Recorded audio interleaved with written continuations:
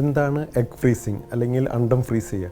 Egg അല്ലെങ്കിൽ അണ്ടം എന്ന് പറയുന്നത് സ്ത്രീകൾക്ക് യൂട്രസിൻ്റെ സൈഡിലുള്ള അണ്ടാശയം അല്ലെങ്കിൽ ഓവറിൽ നിന്ന് ഉണ്ടാകുന്ന എഗ്ഗ് അല്ലെങ്കിൽ അണ്ടം സാധാരണ കണ്ണുകൾ കൊണ്ടോ അല്ലെങ്കിൽ സ്കാൻ വഴി പോലും നമുക്ക് കാണാൻ സാധിക്കില്ല. അതൊരു മില്ലിമീറ്ററിൻ്റെ 10-1 അംശം ഉണ്ടാവുള്ളൂ. അത് മൈക്രോസ്കോപ്പിക്കൂടെ മാത്രമേ കാണുള്ളൂ. നമ്മൾ സ്കാൻ വഴി കാണുന്നത് തന്നെ എഗ്ഗിൻ്റെ ചുറ്റുമുള്ള വെള്ള ഫ്ലൂയിഡാണ് നമ്മൾ കാണുന്നത്.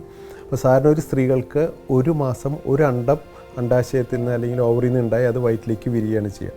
അപ്പോൾ നമുക്ക് എഗ്ഗ് ഫ്രീസ് ചെയ്യണമെങ്കിൽ ഒരെണ്ണം മാത്രം എടുത്ത് ചെയ്യുന്നത് അതൊരു ലാഭകരമായിട്ടുള്ള അല്ലെങ്കിൽ നമുക്കത് പിന്നീട് വളരെയധികം ഒരേ മാസം അത് ചെയ്യുമ്പോൾ വളരെയധികം ചിലവുള്ളതാണ്. അതിന് പകരം നമ്മൾ എഗ് ഫ്രീസിങ് എന്ന് പറഞ്ഞാൽ ഒരു അണ്ടത്തിന് പകരം കൂടുതൽ അണ്ടം 10-12 എഗ്ഗ് സ്ത്രീകൾക്ക് ഒരു മാസം ഉണ്ടാക്കി അത് വയറ്റിലേക്ക് വിരിഞ്ഞു കഴിഞ്ഞാൽ നമുക്കത് കിട്ടില്ല. ഞാൻ പറഞ്ഞില്ല, ഒരു മില്ലിമീറ്ററിനേക്കാൾ 10-1 അംശം ഉണ്ടാവുള്ളൂ.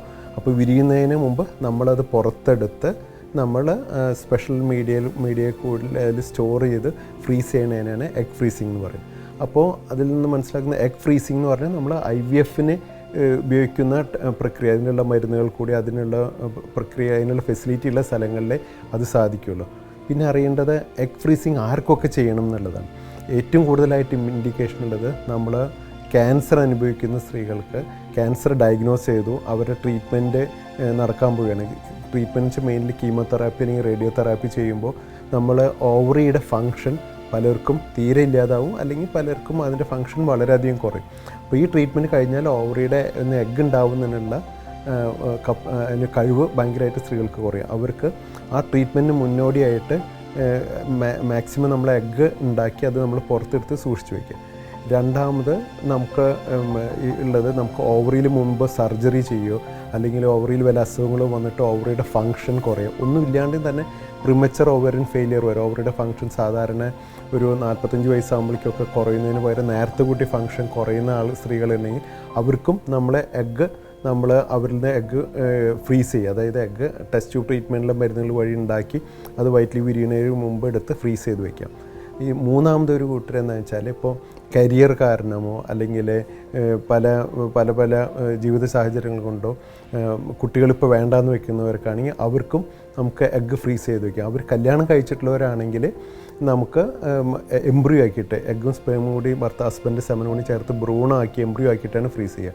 കല്യാണം കഴിക്കാത്തവർക്കാണെങ്കിൽ നമുക്ക് എഗ്ഗായിട്ടാണ് ഫ്രീസ് ചെയ്യുക. എത്ര നാൾ വരെ ഫ്രീസ് ചെയ്ത് വെക്കാം എന്നുള്ളതാണ് പിന്നെ എല്ലാവർക്കും അറിയേണ്ടത്. സാധാരണ എത്ര വർഷം വേണമെങ്കിലും ഫ്രീസ് ചെയ്ത് വയ്ക്കും, പക്ഷേ ഓരോ വർഷം അത് റിന്യൂ ചെറിയൊരു പൈസ കൊടുത്ത് അതിനുപയോഗിക്കുന്ന മീഡിയയ്ക്കുള്ള പൈസ വരുന്നതുകൊണ്ട് അത് റിന്യൂ ചെയ്യുന്നത് മാത്രം.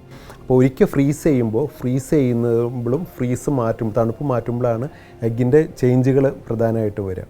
അപ്പോൾ ഇത് ചെയ്ത് എത്രത്തോളം ഗുണം ചെയ്യുക, അതുകൊണ്ട് എത്രത്തോളം യൂസ്ഫുള്ളാണെന്ന് ഉപകാരപ്രദമാണെന്നാണ് പിന്നെ അറിഞ്ഞിരിക്കുന്നത്.